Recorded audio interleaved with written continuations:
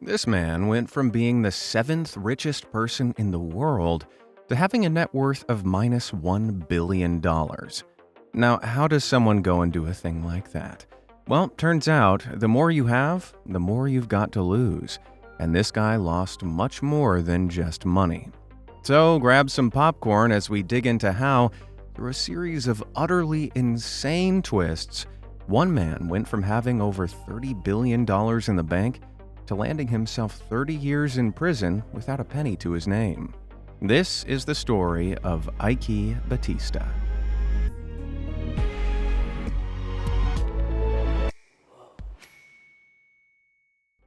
Batista begins. So who exactly is Ike Batista, and how did he fall so far? Well, to get an understanding of the man behind this tale, first we'll have to take a trip back in time to mid-20th century Brazil.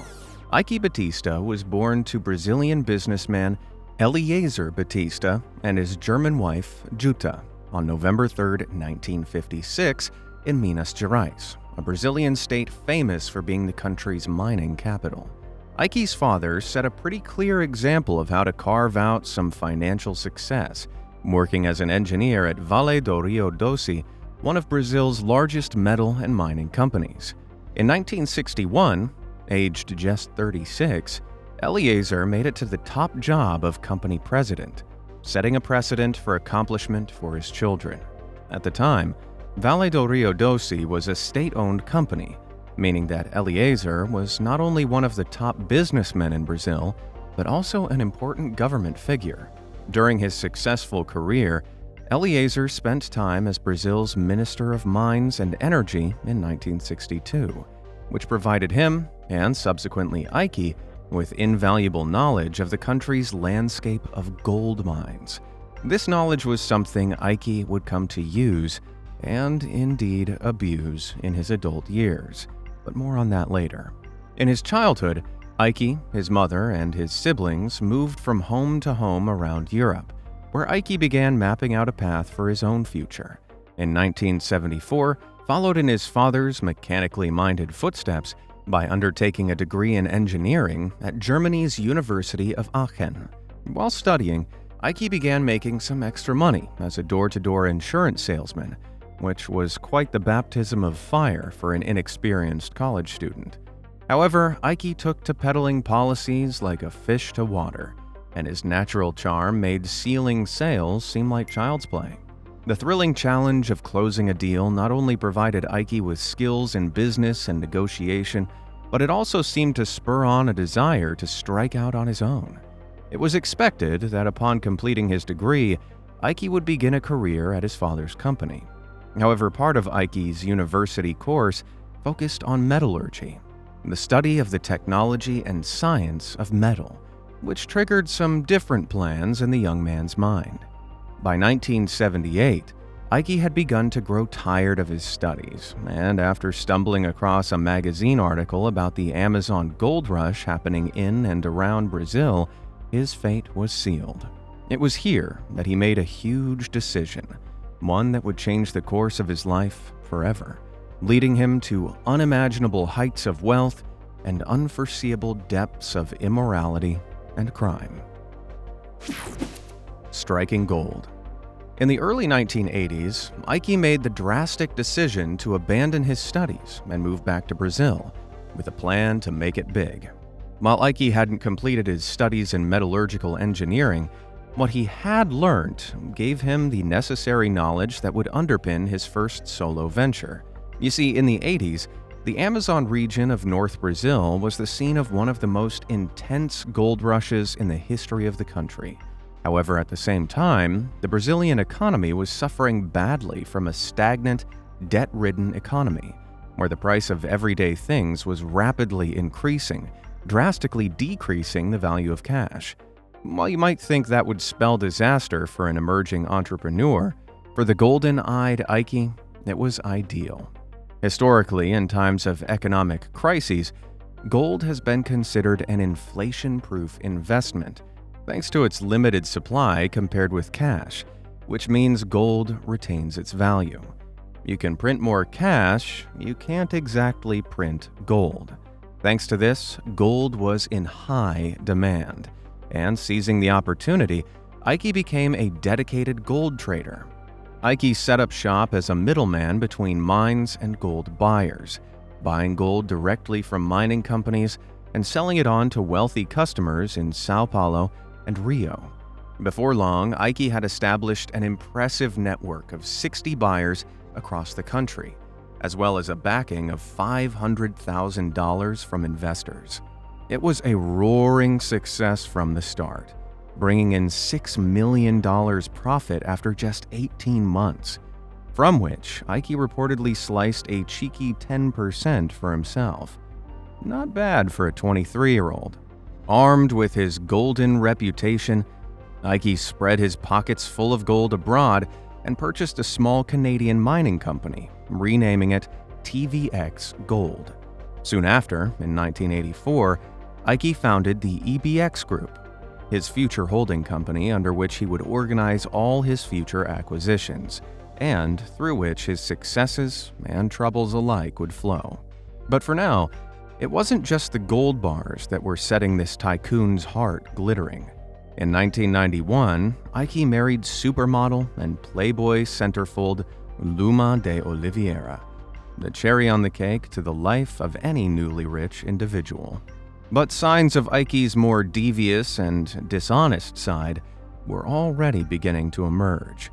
At the time of their marriage, not only was Luma already pregnant, but unbeknownst to Luma, Sly Dog Ike was still engaged to another woman, canceling that other ceremony just a week before it was due to take place.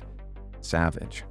By the year 2000, Ike had accumulated 8 gold mines across Brazil and Canada, as well as a silver mine in Chile, and his companies had generated a colossal $20 billion value altogether. Thanks to Ike's success, he earned himself the nickname King Midas, after the infamous mythological figure with a magical golden touch. Despite everything he touched seemingly turning gold, Ike still wanted more, and had dreams of becoming the world's richest man. But the higher you climb, the further you've got to fall. Golden Slump. It seemed that Ike's gold mines would run eternal, but the mining magnate came up against his first major hurdle to the top in 2001.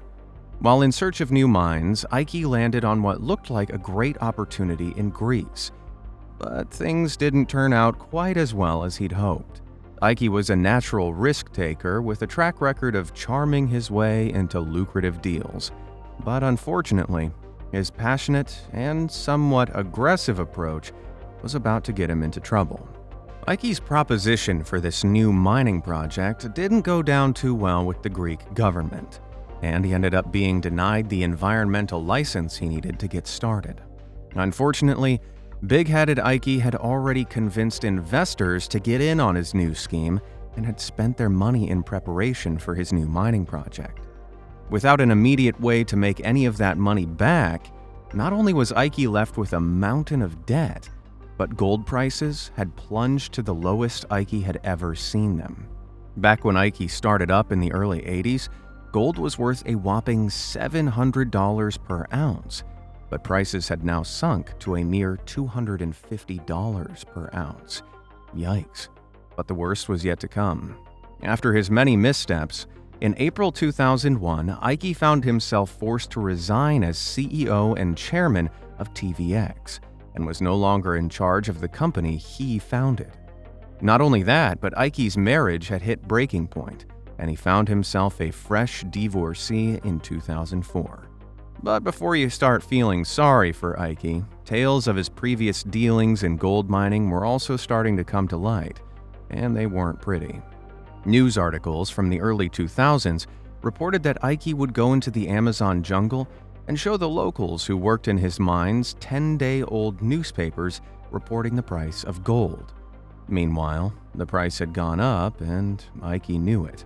Upon collection of the locals' freshly mined gold, Ike would pay the chiefs the lower prices listed in the old newspapers and then sell the gold on for the more up-to-date and higher price. While Ike had gotten used to his magic Midas touch, with unpleasant reports like those, and others which cropped up hinted at some even shadier dealings, you might call the failure of his Greek mining project a bit of well-deserved karma. This setback should have served as a warning to change, but alas, Ike was too busy planning his grand comeback. Extreme comeback. After disasters in both his professional and personal life, Ike moved his attention away from gold and back to the umbrella company he'd started in his early years, the EBX Group. While there was no doubt that Ike lost a lot of cash during the TVX debacle, two things he'd managed to hold on to were his charming salesmanship and his ability to spot an opportunity. The 2000s saw a spectacular boom in prices for commodities, including oil, fuel, and metals. And while Ike wasn't looking to get involved in gold again, he wasn't about to let the opportunity to rebuild his empire slip. Thanks to the commodities boom, the stock exchange was seeing a buying frenzy, with global investors all too willing to loan millions to new commodity-driven businessmen just like Ike. Thanks to Ike's glittering showmanship, he was easily able to gain the trust of a whole host of investors with very full pockets, including global conglomerate General Electric, as well as IBM. With a new plan in hand to get into as many industries as possible, throughout the early 2000s, Ike dipped his toes into various commodity markets, and with private investors wooed with convincing promises of success, the money flowed in. Like EBX and TVX, each of these new businesses donned the letter X in their name, which Ike said symbolized multiplying wealth. Keeping it humble, Ike, I like it. And indeed, Ike was soon multiplying his own wealth, pocketing profits from shares in a whole host of industries, from iron mining to shipbuilding to oil and gas. In 2008, Ike finally broke into the world's exclusive list of billionaires, having amassed a whopping $6.6 billion in personal wealth from his ever-growing collection of profits, bonuses, and shares. Ike was now the 142nd richest person in the world. But it still wasn't enough, and the former King Midas was going to stop at nothing to get to the top. But at what cost? Brazilianaire. After riding the commodities boom wave of the 2000s, Ike found himself 134 steps closer to his dream of becoming the world's richest man. Within just 2 years of breaking his way into the billionaires list, Ike had catapulted himself into the ranks of the top 10 richest men on Earth, placing 8th on the list in 2010 with a cool $27 billion to his name. By 2012, Ike's personal wealth had soared to no less than $30 billion, and he was now the 7th richest man on the planet, and the richest man in all of Brazil. While the titles alone were impressive, Ike had also crafted a larger-than-life persona with a lavish lifestyle to match his Brazilianaire status. In 2012, Ike dropped an estimated $13.5 million on a lavish mansion in Rio's exclusive neighborhood of Jardim Botânico. The fantasy pad included not 1, but 6 living rooms, one of which was even equipped with a sliding glass door that allowed the mogul to drive cars straight into the house. In fact, Ike collected supercars like a child collects toy ones, including a Lamborghini Aventador costing $450,000, as well as a $1 million Mercedes SLR McLaren.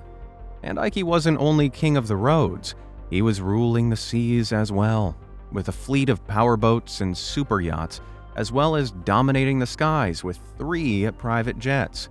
Throw in Ike's $10 million vacation home, and you can start to see how this guy was rapidly becoming the living embodiment of excessive wealth.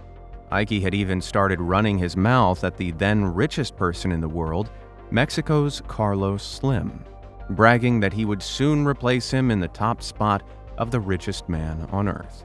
He was quoted as saying Carlos Slim should clean both of his rear-view mirrors because I would not warn him on which side I was going to overtake him. So clearly not a lot of humility there, but a whole lot of self-confidence. Not only that, but Ike also boasted in 2011 that within 10 years, he predicted his net worth would top $100 billion. But that glittering fortune was about to change dramatically. Unfortunately, it seems that Ike had refused to leave his aptitude for shady misdealings in the past, and reports of his more nefarious side continued to follow him. For starters, on his ascent to the Billionaires Club in the mid to late 2000s, Ike's mining company, MMX, was fined several times for breaking environmental regulations, and then in 2008, the Tupi-Guarani tribe accused Ike's logistics company of attempting to force the group off their own ancestral lands. Despite the negative press, Ike's wealth continued to swell for quite some time before the shadier aspects of his dealings caught up to him. The real trouble came in the wake of one huge claim that initially made Ike extremely rich. In 2010, Ike's fuel company, OGX, issued statements that they had uncovered what Ike officially estimated to be $1 trillion of recoverable oil and gas deposits in Brazil. Needless to say, this was a very exciting claim for investors, as the gold man turned gas man promised investors the find meant OGX would be able to produce a whopping 750,000 barrels of oil per day. With the possibility of almost $60 million worth of oil being pumped out daily, it was a claim that skyrocketed OGX's market value to $19.9 billion. But little did Ike realize that this great big gas bubble was about to burst for good. Billionaire to bomb.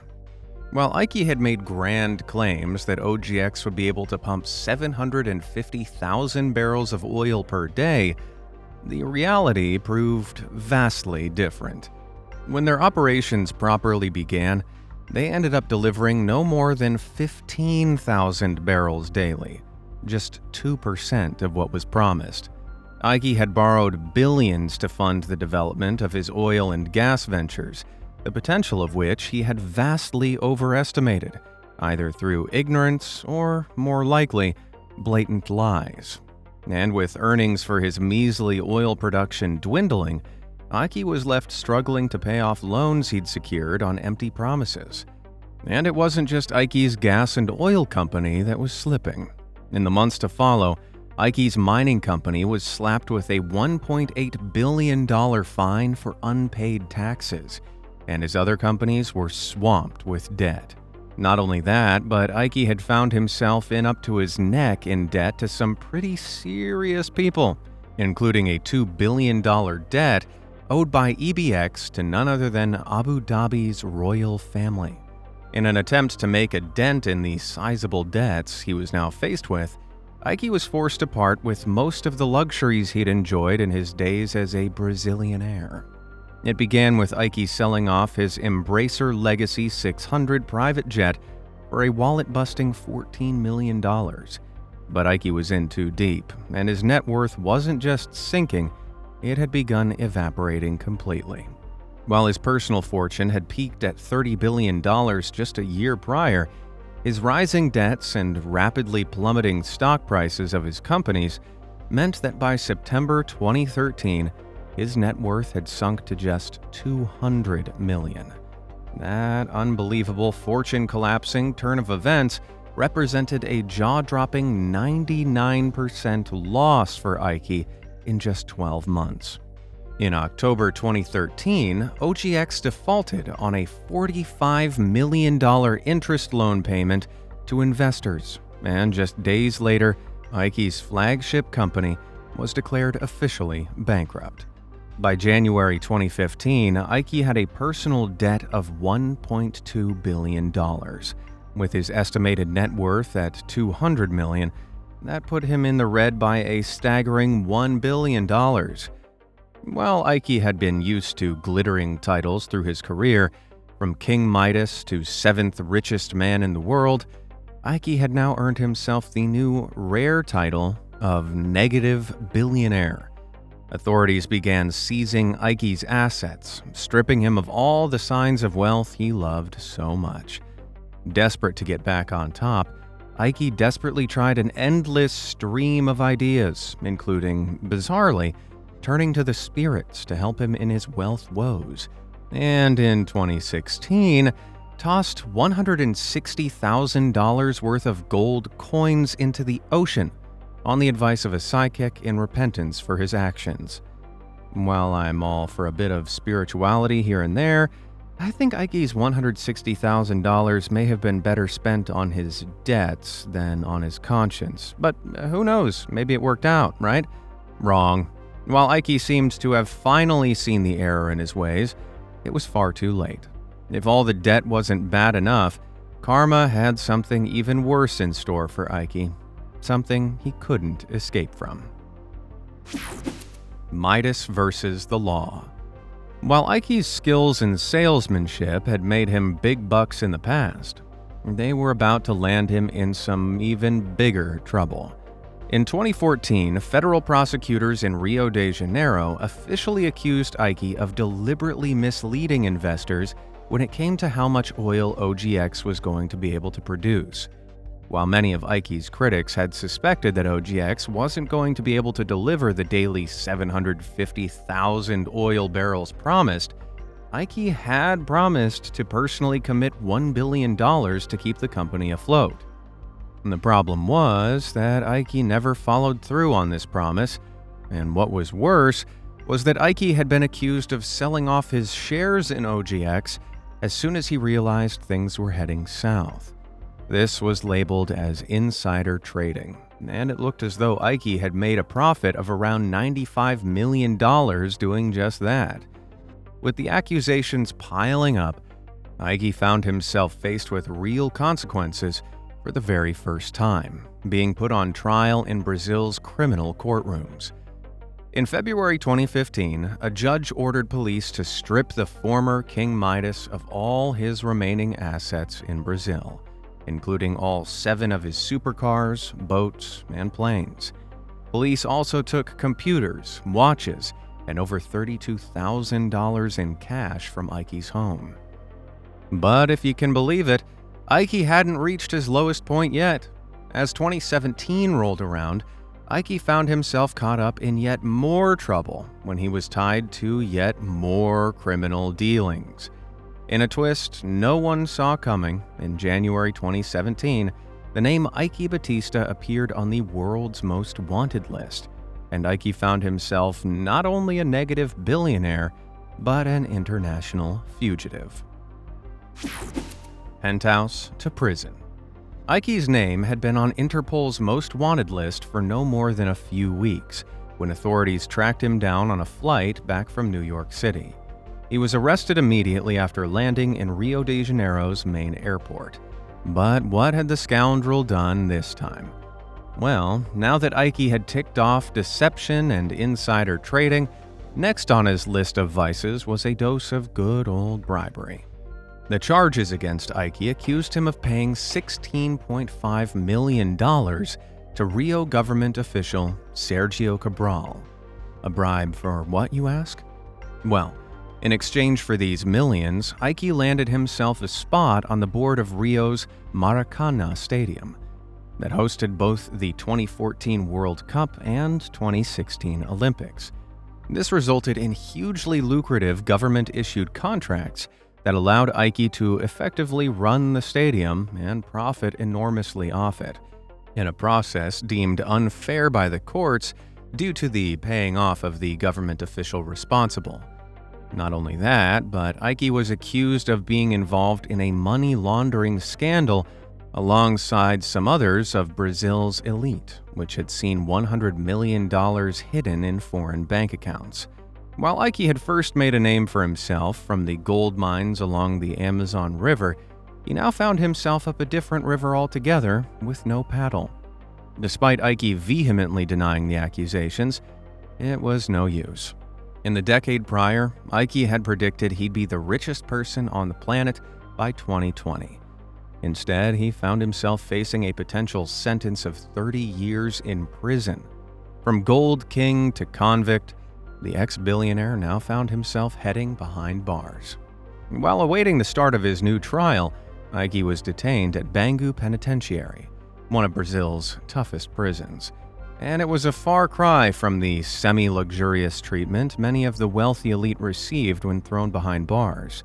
In some prisons, inmates are forced to have their heads shaved once they've arrived at their new hellish home to prevent the spread of lice. And unfortunately for Ike, Bangu was in favor of this kind of punishment. If the idea of living in a lice-infested prison wasn't bad enough, karma wasn't done with Ike just yet. Usually the more educated, wealthy prisoners like Ike are given their own private cell in Bangu. But the former King Midas wasn't granted this prisoner perk. The criminal code in Brazil states that only those with a university degree were eligible for private cells, and seeing as Ike dropped out to chase gold back in the 1980s, he had to slum it like the rest. While Ike had grown up with 6 siblings, he now found himself sharing a cell with 6 inmates, in amongst some of Brazil's most dangerous criminals. So yeah, if you want some advice from your old uncle, be amazed. Stay in school, kids, and stay out of jail. Conditions at Bangu were the grimiest of the grim, and thanks to overcrowding, many prisoners were forced to sleep on the floor, and even the mattresses were reportedly filthy and infested with bugs. In April 2017, after 3 grueling months in Bangu, Ike was released to live under house arrest until it was time to face trial. He was given this liberty on the judgment that his crimes were non-violent, and his being outside of prison was deemed unlikely to affect the outcome of his trial.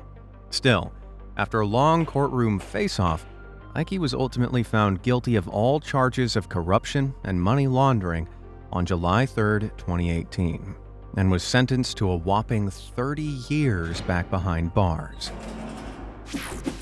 Ending Ike? It looked like it was finally the end for Ike, but he wasn't going down without a fight. His lawyers battled constantly and managed to keep him mostly out of jail while appealing his various sentences, though the law wasn't done with Ike yet.